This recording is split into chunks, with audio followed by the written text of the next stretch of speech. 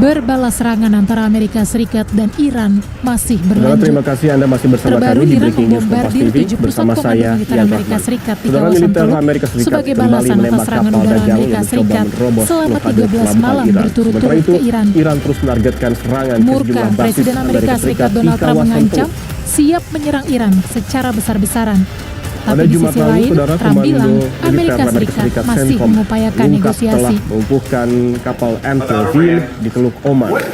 Amerika Serikat mengklaim kapal itu 4 kali berupaya menembus blokade Amerika Serikat di Selat Hormuz. CENTCOM menyebut sudah peringatkan awak kapal sebelum melepas tembakan ke luar musuh. Ini jadi kapal komersial kedua yang dilepaskan militer Amerika Serikat sejak Washington DC kembali berakhir. So maybe there will be, maybe there won't be a tipping. Iran memperingatkan akan menerapkan strategi baru apabila serangan Sementara itu, Amerika saudara, Serikat terus Presiden Amerika berlanjut. Serikat Donald Iran Trump menyebut mengklaim konflik aksi militer telah memasuki negaranya fase telah baru. melemahkan kekuatan pasukan Iran. Trump menyebut Angkatan Laut dan Udara Iran telah lenyap. Secara khusus, Trump menyebut 250 jet telah hilang dan 159 kapal berada di dasar laut. Menurutnya, kekalahan ini menyebabkan Iran sangat ingin berunding untuk menyelesaikan perang.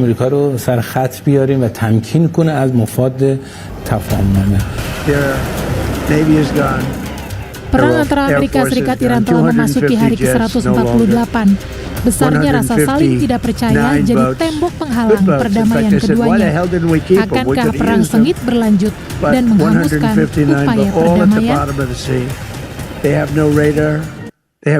Saudara, Iran membombardir 7 pusat komando militer Amerika Serikat di kawasan Teluk sebagai balasan atas serangan udara Amerika Serikat selama 13 malam berturut-turut ke Iran.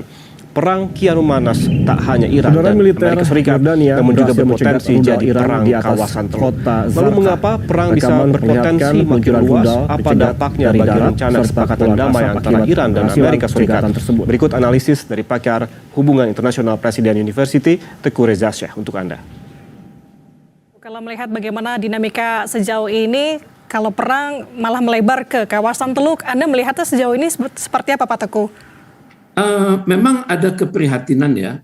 Pertama, saat ini perang masih berada pada skenario 1, melibatkan Amerika Serikat Israel melawan Iran dan sekutu-sekutunya proksinya, H1, H2, H3, Hamas, Houthi, dan Hezbollah.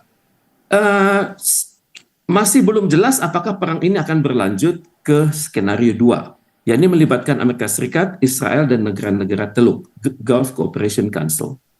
Dan kalau skenario 2 ini lulus, mungkin akan masuk ke skenario 3, melibatkan pihak-pihak lain, mungkin saja NATO dan juga keterlibatan Mesir dan Turki. Tapi saat ini kita masih melihat berada pada posisi skenario 1, Amerika Serikat plus Israel melawan Iran. Perang ini masih terbatas, kita melihat misalnya serangan terhadap basis militer, serangan terhadap infrastruktur, kemudian serangan di sekitar Yaman dan Yaman. Kemudian ini masih belum berujung kepada nuklir. Kita belum melihat ada ancaman menggunakan nuklir. Tapi yang uniknya adalah Sekjen PBB itu sangat lunak. Statementnya masih menggunakan bahasa-bahasa makro, seperti perang ini masih getting out, jangan sampai perang ini getting out of control, sampai tidak terkendali, kemudian menghasilkan dampak yang luar biasa, kemudian meminta semua pihak untuk menahan diri, kemudian mengakhiri pertempuran dan juga kembali kepada diplomasi. Masih makro, jadi saya perhatikan PBB sendiri sangat lunak dalam hal ini. Jadi dalam hal ini perang ini masih terkendali, tapi dalam kenyataannya terjadi hal-hal yang menarik ya, di mana Iran itu berhasil menghancurkan basis-basis militer Amerika Serikat yang ada di Mesir, Israel, Syria, Irak, Kuwait, Bahrain, Qatar, Uni Arab Emirat, dan Oman. Di mana saya mulai mendapatkan data dari pihak-pihak Timur Tengah bahwa kehancuran sudah terjadi di sektor pertahanan Amerika Serikat, terutama sekali di sektor radar dan pertahanan udara, di mana terjadi kerusakan di pusat komando, di sistem komunikasi satelit, kemudian radar pertahanan Patriot, kemudian sistem radar pendeteksi peringatan dini, kemudian radar jarak jauh, radar pertahanan udara, dan juga radar taktis. Kerusakan juga terjadi pada sektor dukungan dan logistik, di mana 6 pusat perawatan dan perbaikan pesawat tempur serta helikopter Amerika Serikat itu dihancurkan, juga gudang senjata, suku cadang kapal dan pesawat, juga gudang penyimpanan rudal. Kemudian juga sudah terjadi kerusakan di sektor infrastruktur operasional, misalnya hanggar pesawat nirawak MQ-9, kemudian hanggar persiapan pesawat tempur F-15, pusat data intelijen, juga dermaga pengisian bahan bakar. Jadi sampai saat ini perang itu tetap berlanjut, tapi Amerika Serikat sudah mulai kehilangan daya untuk itu. Dan kita juga melihat di level global sudah terjadi banyak hal, misalnya suplai minyak sudah semakin terbatas, kemudian inflasi semakin meninggi, biaya hidup semakin tinggi, kemudian banyak kapal-kapal laut yang melakukan rerouting. Jadi ini adalah hal yang kita lihat saat ini. Pada saat yang sama juga kita melihat potensi aliansi sudah ada yang makin menguat, ada yang makin melemah, kemudian juga terjadi kegoncangan diplomatik di mana negara-negara mencoba berinisiatif, tapi mereka memerlukan persetujuan dari Iran dan juga Amerika Serikat. Anda masih bersama dan kami juga ini belum masuk kepada fase kedua atau skenario kedua, di mana tidak semua negara Gulf Cooperation Council itu satu suara. Misalnya kita lihat Bahrain, Kuwait, Oman, Qatar, Saudi Arabia, dan Uni Arab Emirat, itu mereka masih berbicara hal-hal yang makro dan belum mau melibatkan diri dalam koalisi melawan Iran. Demikian. Pak Teguh, sebenarnya tadi Pak Teguh sudah menyinggung terkait dengan adanya penyerangan dari sekutu Iran, katakanlah di sini dari kelompok Houthi yang menyerang instalasi minyak Arab Saudi di sepanjang pantai Laut Merah, dan juga kalau kita melihat bagaimana dinamika ataupun psikologis di kawasan Teluk, memang akhir-akhir ini beberapa hari ke belakang cukup tenang karena Amerika Serikat menahan penyerangannya. Tapi kalau Anda melihat perang ini kan menjadi melebar begitu ke Laut Merah dan juga Laut Kaspia. Kenapa demikian bisa terjadi, Pak Teguh? Dalam situasi seperti sekarang, Amerika Serikat kan berada pada posisi terjepit ya. Tadi sudah kita identifikasi bersama bahwa sektor infrastruktur operasional dia sudah banyak yang hancur, kemudian sektor dukungan dan logistik dia juga sudah banyak yang hancur, kemudian juga sektor radar dan pertahanan udara dia banyak hancur.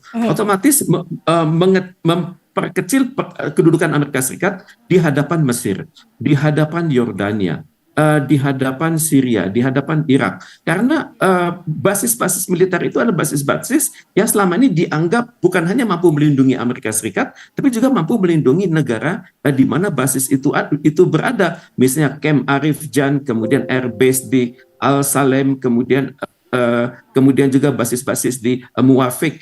Itu nilainya luar biasa itu. Dan sekarang tampaknya Amerika Serikat berada pada posisi sulit, di mana di dalam negerinya sendiri sudah terjadi ketegangan, di mana semakin banyak semakin ada partai Republik yang berpotensi mengkritisi pemerintahan Donald Trump sendiri. Jadi hal ini yang mempersulit Amerika Serikat, sehingga serangan-serangan Amerika Serikat menjadi semakin tidak terkoordinir, tentunya dengan harapan dengan serangan yang tidak terkoordinir itu terjadi keajaiban di mana ada instalasi rahasia milik Iran yang mendadak dihancurkan, karena banyak sekali instalasi di bawah tanah itu yang belum terdata, yang sulit dihancurkan lewat peluru kendali Amerika Serikat. Demikian. Oke, tapi kalau dari Pak Teguh sendiri membaca psikis Amerika Serikat saat ini yang menunda dilakukannya penyerangan setelah 13 hari berturut-turut melakukan penyerangan ke Iran. Apa yang terjadi? Apakah benar soal laporan menipis amunisi atau memang ada desakan lain di internal Amerika Serikat, apalagi yang saat ini AS tengah krusial akan menghadapi pemilihan di November mendatang? Tepat sekali, pemilu setelah itu menjadi indikator ya.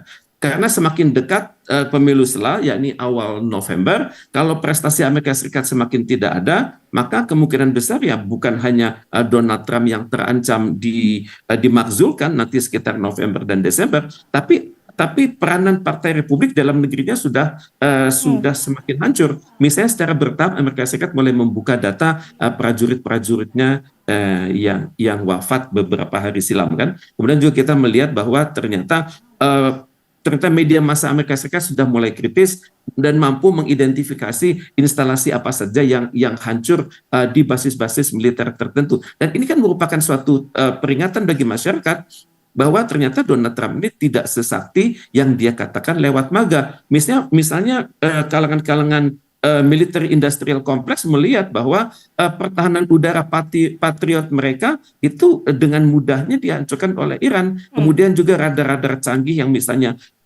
IPS dan juga IPS 117 juga radar jarak jauh itu demikian mudahnya dihancurkan oleh Amerika Serikat. Mereka tentunya menuntut meminta segera dicairkannya anggaran dari Pentagon, dan ini belum terwujud. Tentunya hal ini menempatkan Donald Trump pada posisi yang semakin sulit. Demikian. Berarti dengan kondisi yang tadi disampaikan oleh Pak Teguh, untuk terjadinya kemungkinan skenario kedua, apalagi saat ini kan masih dalam tahap skenario 1. Skenario kedua dan ketiga kan artinya lebih banyak lagi yang terlibat negara-negaranya. Salah satunya di skenario 2 adalah Israel terlibat di sini. Apakah akan terjadi? Israel sudah jelas-jelas terlibat karena serangan pertama yang dilakukan pada tanggal 28 Februari tersebut itu dilakukan oleh Israel awalnya. Kemudian Amerika Serikat mengatakan itu serangan kami berdua, karena tentunya publik di Amerika Serikat tidak mau kebijakan luar negeri mereka dikendalikan oleh Israel. Jadi kalau kita perhatikan statement selama 24 jam pertama sejak serangan Israel dan Amerika Serikat tersebut, maka cara pandang Washington itu statementnya kata kuncinya berbeda-beda. Gedung Putih berbeda dengan Pentagon, berbeda juga dengan White House, kemudian juga berbeda dengan Israel sendiri. Tapi ujung-ujungnya nanti diakui bahwa ini adalah suatu serangan gabungan. Untuk masuk kepada tahap kedua memang tidak mudah ya, karena negara-negara GCC tersebut belum kompak. Mereka masih belum melihat. Mereka belum memiliki konsensus. Kemudian juga mereka masih punya ikatan pertahanan yang berbeda kekuatannya. Ada yang dengan Amerika Serikat, ada yang dengan Amerika Serikat dan Israel, ada yang dengan Israel saja. Dan juga mereka belum terbiasa untuk suatu latihan perang-perangan bersama. Berbeda kalau Amerika Serikat dengan Israel. Mereka kalau Amerika Serikat dan Israel itu dapat latihan perang-perangnya itu bukan hanya sekitar berbicara logistik, tapi berbicara soal kepemimpinan di lapangan. Kemudian juga berbicara bagaimana mengatur ceasefire, bagaimana menghindari perang elektronik. Tapi kalau dengan GCC itu belum sampai. Tapi untuk itu tentunya Amerika Serikat akan senantiasa mencoba agar dengan negara-negara Teluk tersebut ada kesepahaman minimal. Tapi negara-negara Teluk itu juga sudah melihat bahwa kalau mereka terlihat oleh Iran condong kepada Amerika Serikat dan Israel, maka tidak mustahil Iran itu akan benar-benar mengancam. Bukankah Iran sudah mengatakan bahwa kalangan sipil agar menghindar sekian kilometer dari basis-basis militer Amerika Serikat yang ada. Nah, untuk itu tentunya negara-negara Teluk itu sadar bahwa ancaman Iran ini tidak main-main.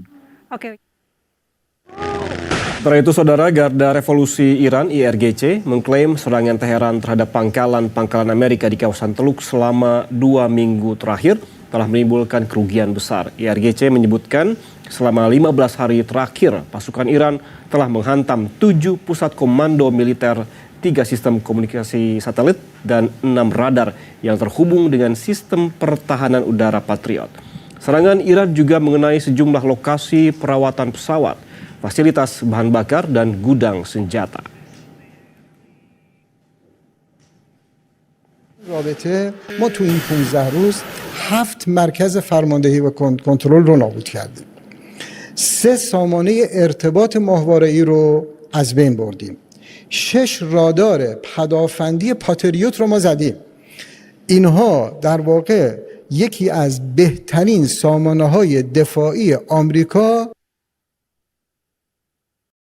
Saudara, jangan kemana-mana karena Breaking News Kompas TV akan kembali sesaat lagi bersama rekan saya Putu Trisnanda. Jadi tetaplah bersama kami.